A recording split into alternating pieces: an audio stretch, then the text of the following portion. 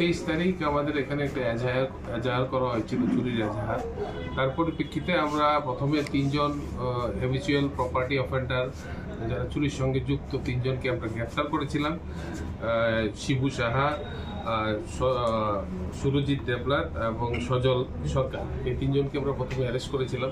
পরবর্তী সময় তাদেরকে ইন্টারোগেশন করে আমরা আরও 2 জন হ্যাবিচুয়াল প্রপার্টি অফেন্ডার সায়ন সরকার এবং সোহেল মিয়া, তাদেরকে আমরা অ্যারেস্ট করেছিলাম। তাদের কাছ থেকে আমরা একটি চুরির গোল্ড চেইনও রিকভার করেছিলাম, যা আমরা আপনাদের কাছে সেদিন আমরা দেখিয়েছিলাম।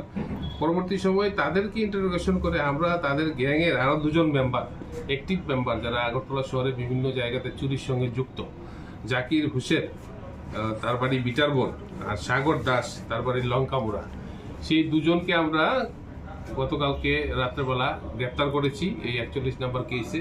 এবং তাদের কাছ থেকে আমরা ছিনতাই করা একটি গোল্ডের চেইন আমরা রিকভার করেছি, যার ওজন আনুমানিক 9 গ্রাম এবং মূল্য অ্যাপ্রক্স 1,70,000। তো সেই তাদেরকে আমরা আজকে পুলিশ রিমান্ডের জন্য পাঠাচ্ছি। এটা একটা এন্টায়ার গ্যাং। এখন পর্যন্ত আমরা টোটাল 7 জন হ্যাবিচুয়াল অফেন্ডারকে গ্রেপ্তার করেছি, যারা চুরির সঙ্গে এবং ছিনতাই, চুরি এবং বিভিন্ন ধরনের প্রপার্টি অফেন্সের সঙ্গে যুক্ত। এদেরকে জিজ্ঞাসাবাদ করে আমরা আশাবাদী যে আরও কিছু স্টোলেন প্রপার্টি আমরা আগরতলা শহরে যারা চুরি হয়েছিল তারা রিকভার করতে পারবো, এবং তাদের পেছনে যারা যারা আছে আরও যারা গ্যাং মেম্বার তাদেরকেও আমরা গ্রেপ্তার করতে পারবো। এই আমরা তার জন্য আজকে তাদেরকে আমরা আদালতে প্রডিউস করছি।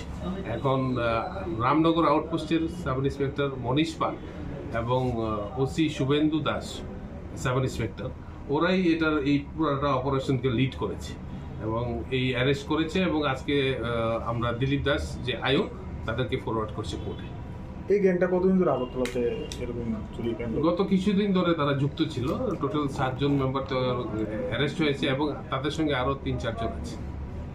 স্বর্ণের চেন ছাড়া কি অন্য কিছু কি বাজেয়াপ্ত করা হয়েছে?